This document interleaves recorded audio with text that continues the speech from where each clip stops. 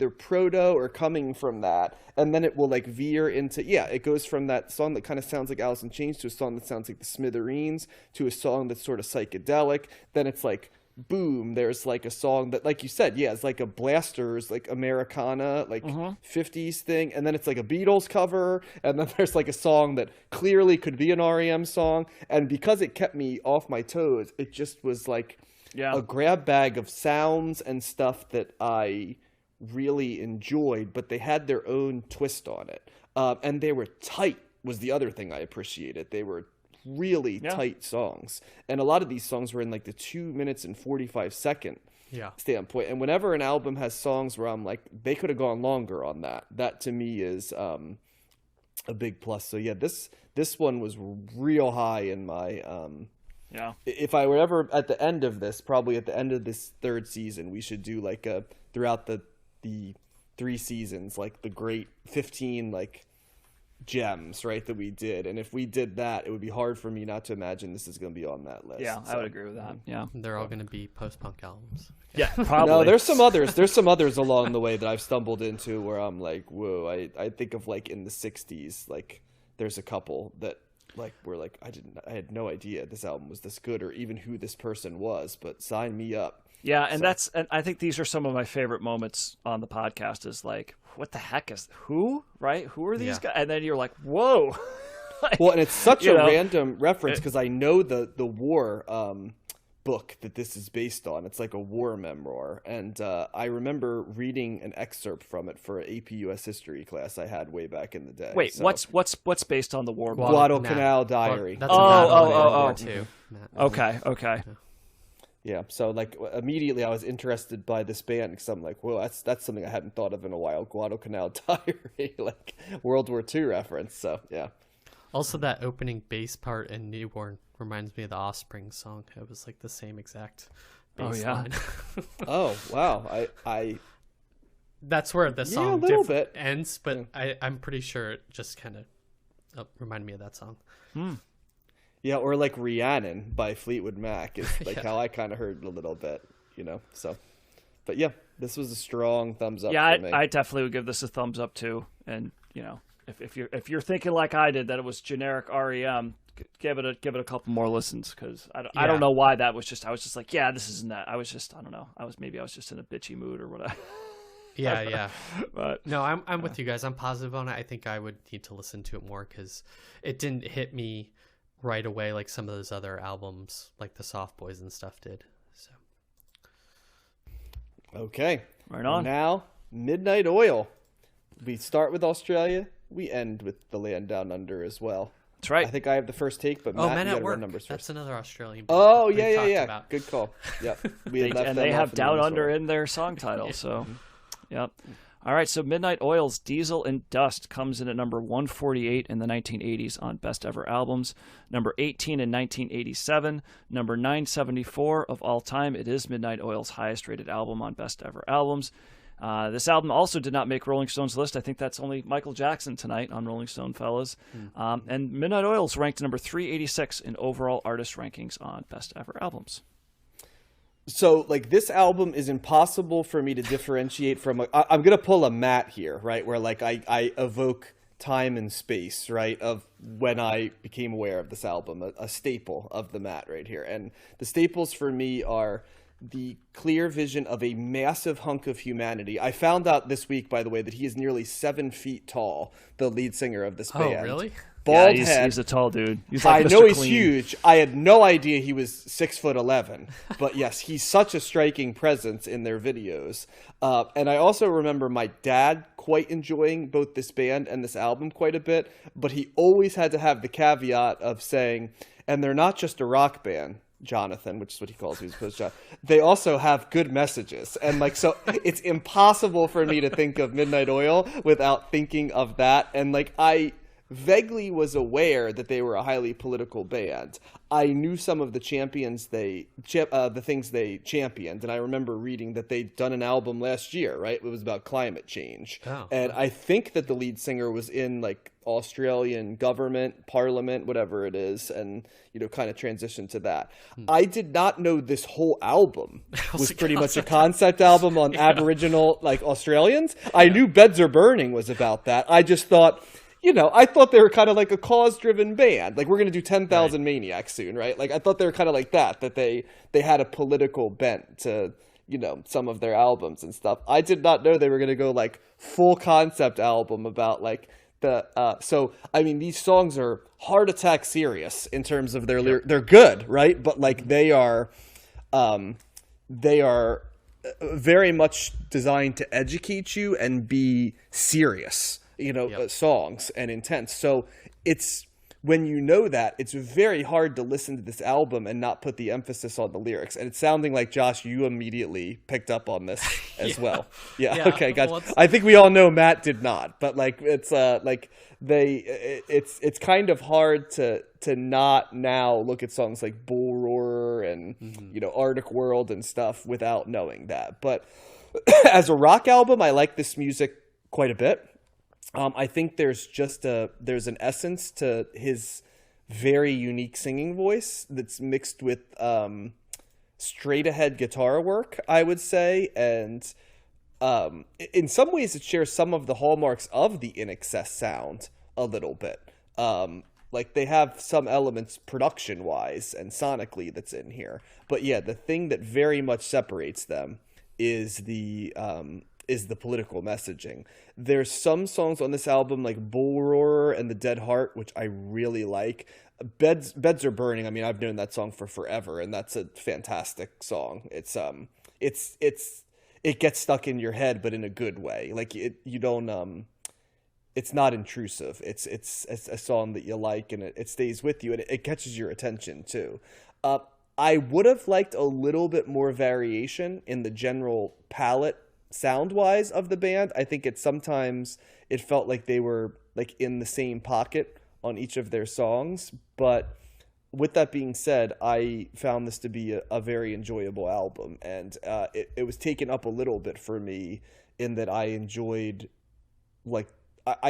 connecting with the lyrics because they were. And I mean, it's to have a pop song that's this big and also this serious, and the fact that they clearly, and I think throughout their career they've walked the walk too, you know what I mean? Like they didn't sell out or kind of lose their ideals or become commercialized. They kind of always lived it right along the way, and I wanted to read about it to see if there was any things where they deviated from it, but no, they stayed pretty serious. And like what I like about them too is a lot of musicians, when they do this, they become very over earnest or very, they seem kind of like it's the trend of the day, Right. This seemed more like well-informed people who were very angry, which like works for me. You know what I mean? Because the sincerity was not watered down by, I'm a big artist talking about big things, this was more like, here's what you need to know, and we're going to couch it in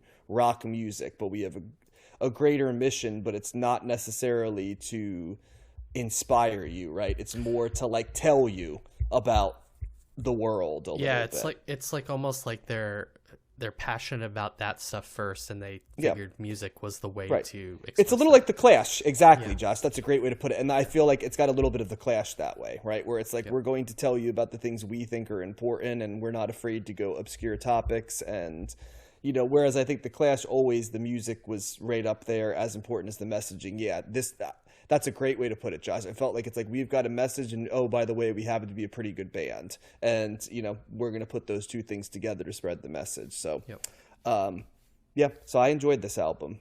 I'm curious to hear what you guys thought. Yeah, I knew Beds Are Burning.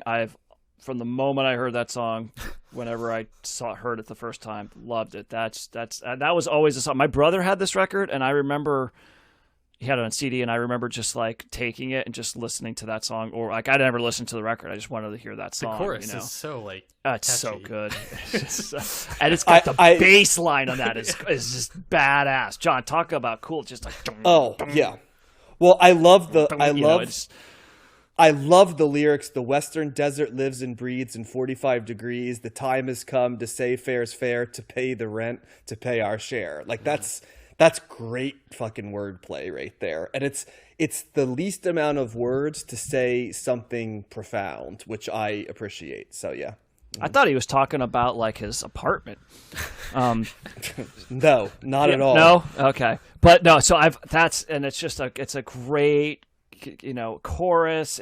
I love the way that it ends. The guitar tone's great on it. His voice is like, I wasn't just kidding around. He's got like that really pronounced Australian accent. He's leaning into it, So I knew I was going to love that. It's a great way to start the record. And I didn't know any of the other songs. Actually, I think the Dead Heart, I think I had heard before. That sounded somewhat familiar, but I really like this. This was another great record. And so I'm not gonna.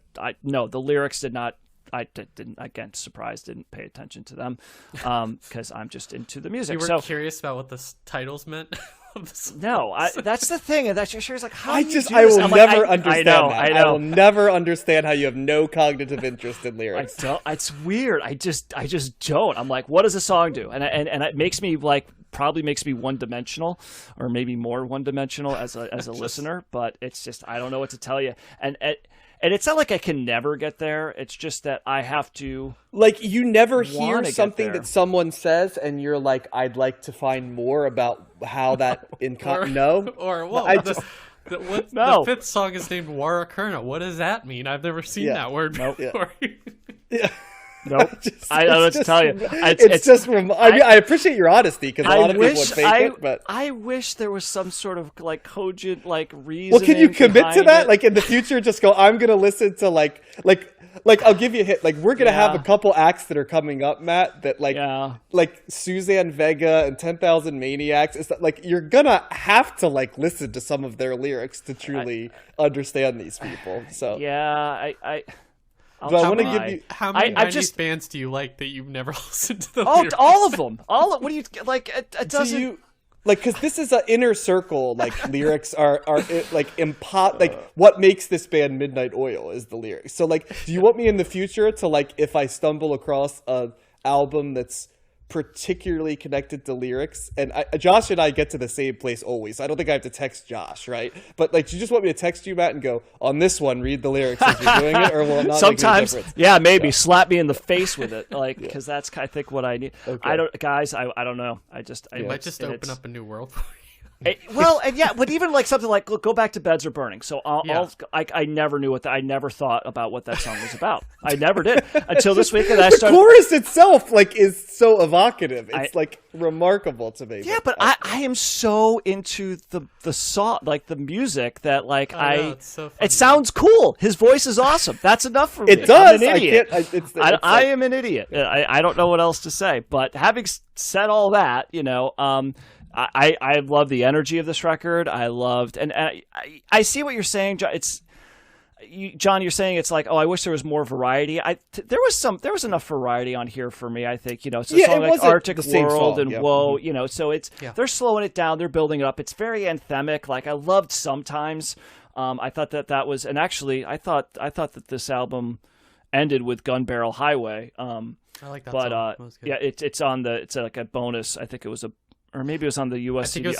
It was released as a single, I think, or like a B-side or something. I saw. Yeah, it wasn't not included on the original US CD release. So that song, going back to what we were talking about before, that actually sounded like REM. I was like, I'm getting a little REM vibe from that tune. I'm glad sometimes I don't know that, because some of these add-on songs are really damn good that they put on the end. Well, that adds to it.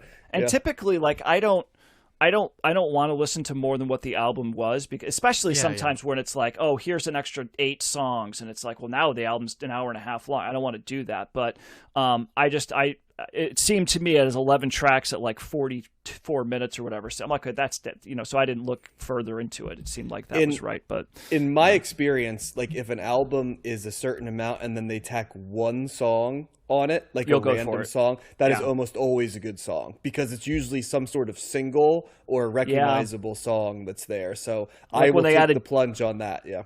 Yeah, that's probably a good rule, John. I mean, they did that with XTC with Dear God last week, right? Yep. That was like, that might have been my favorite song on the record. So I don't think Gun Barrel Highway is my favorite song on this record, but it was still a really strong song. And that, I was like, I could see REM doing that. So I'm not hearing a ton of 80s, dated 80s sounds on here. There's some of the production that you get a little bit in that lane, but overall it stands out. It's just I know lyrically it's probably not upbeat, but sonically it is in a lot of places. I mean, but there's also some parts too where it might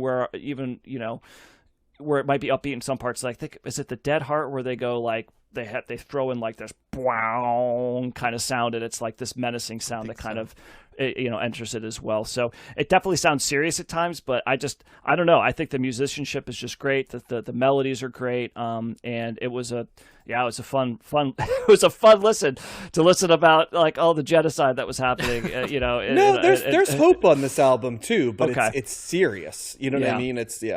And despite the serious nature of it, I found it fun. so that's my take. That's what I was going to say. Idiot. I was about to say there's nothing frivolous about this album, but I guess if you don't listen to lyrics, it could sound frivolous. So yeah. Entertaining through education. But when you've got a song that has like, we don't serve your country, don't serve your king, don't speak your tongue, white men came, took everyone, you know what I mean? So that's the first time I heard that line. A helpful, a jaunty little ditty is how Matt heard it, and I'm like, yeah. Continue. Oh yeah. I'm with both of you. I enjoyed it as well. I kind of split the difference because,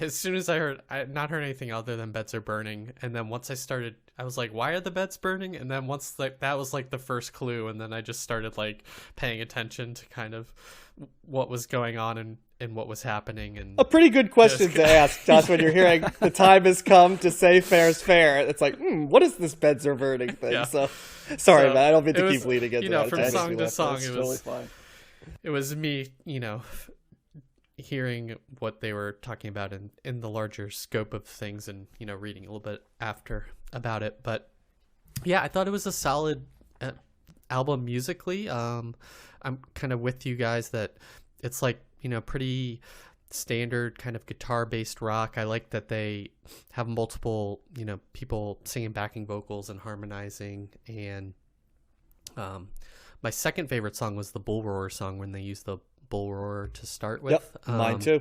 Yeah, that was a really catchy song, and I thought this is definitely an album that's like you said, earnest, but it's a weird dichotomy when you have like really. Would you say songs. Earnest or angry? I think it's angry more than earnest. I would both. Yeah, both. I mean, I go back to that that thing.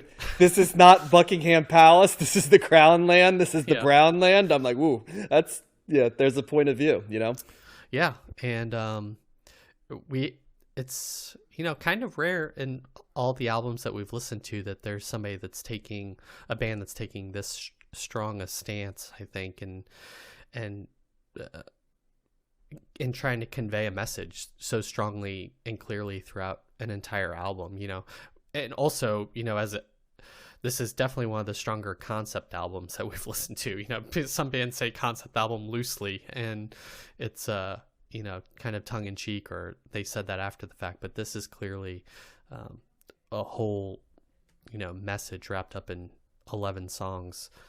So I wish I had listened to it more to kind of pick up on the musical stuff, the kind of the lyrical content, and the overall impressions I got from the album, or what stuck out to me more than the sounds of the individual songs. Well, so the hallmark sound for me is the snap drum, that tss, tss, like he's just like isolated drum sounds, right? Was a core sound that came up over and over on this album. Like there's some jangle guitar in here too. Yeah, there aren't really fills on this album, right? Or like parts where a drummer's keeping the beat or staying in the pocket. It's much more designed as like a snapping sound in so many of these songs. So that was a musical hallmark that I picked up immediately.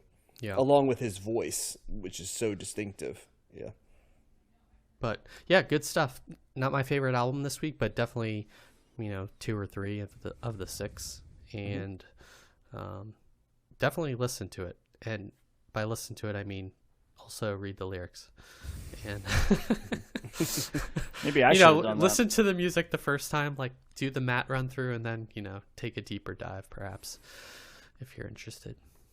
Yeah, I think you can listen. I in fairness, I think you can listen to it as simply a musical element, and it's enjoyable. But yeah, the added color from the lyrics, I think, push it up for me.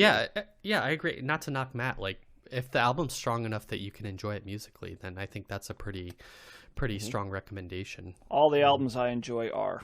Yeah. So. Yep. And we're going to continue to work on. We're all about personal growth on Comedy Stuff. So we're going to. Yeah.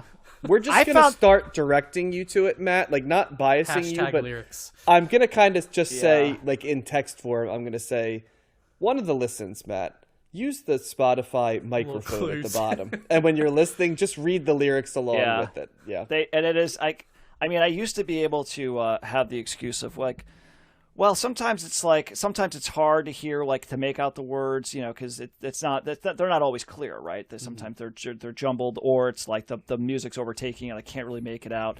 Spotify renders that argument because I can basically read the lyrics on Spotify now. So the chef's kiss of this joke for me is that some of your favorite artists are like Bob Dylan and Bruce Springsteen and like Tom Waits, like people who like are almost impossible to disconnect from, like, for the people that love them, from a highly lyrical, and like the idea that you could like Bob Dylan. So say? I don't know. But Radiohead makes sense. Radiohead makes sense. You know what I mean? Because you can listen to them sonic. But like the fact that you're such a Bob Dylan enthusiast with no concept of lyrics is like. It's hard for me to understand that, because to me, like, the lyrics are the number one thing of Bob Dylan. If not, it's just random harmonica blows. like that is so not true. Like a song I love of Bob Dylan, like The Hurricane, I think, like, if he just had random lyrics, right? Like, what would that song? It would be a great bass line, right? But it would be like a bass line and some harmonica blows. But what makes it is that it's not about an actual hurricane. Yeah. It's not? Yeah. Did you catch on to that one, Matt, that it's about a wrong I do know that because I saw the movie. Okay. You had to watch the movie, though. You didn't pick it up. Yeah. Champion of the world. No, so. And throughout my life, I have come across more people that are not like me than that are like me. So, and a lot of times, like, how, and I don't have an answer. I think there's plenty of people who don't listen to lyrics. I just don't know many people who are as into music as you are who don't listen to the lyrics. That might be fair. Yeah, because a lot of people are like, how do you? And I just like, I listen to music for the music. That's what I got. And the art, and I've said it before, and I'll say it again. The vocals, what the lead singer, he or she is saying, or what they're singing, is, to me, it's another instrument. It's just another mechanism for conveying the melody, the sound, that type of thing. And so the lyrics, I hear them and I know the words. Yeah. My brain doesn't go, what is that about? And I don't know why. And I'm a curious I wish I had an answer. It doesn't make sense to me either, actually. It is what it is. I have a cognitive dissonance this way, Matt, and then we'll end because I know we're going a little long. But I can do the same thing. Like, I always talk about how important context is for me on songs, right? Like hearing it. But in no way does that go over to, like, my personal thoughts on the musician. Like, I have absolutely no desire to not listen or listen to someone because what I know about them. Like, I could read about someone in the context and say, what a great bunch of people, and in no way would that make me like the album anymore. Just like I could probably put on Ignition Remix right now and still enjoy it. Oddly uncomplicated by everything around. Well, we just enjoyed an entire Michael Jackson record. So. Right. Yeah, and like at no point did I feel any sort of like need to have to, like, I mean, it's part of the narrative, but like if the album's good enough, I'm able to completely divorce like that like where I don't have that gene where it's like, oh, I can't listen to this person because the songs are awesome. Like it just exists in a completely different plane for me and stuff like that. Well, but in also, some ways, you have to compartmentalize art like that sometimes because there's a lot of troubled. It helps to be as into history as I do, because like when you know history, right? Like there's like no such thing as, I mean, people pretend histories, white hats and black hats, but there's very few instances where anyone is, which is why people use those very few instances over and over again out of context, right? Because it's the few things that make sense to them. So, yeah.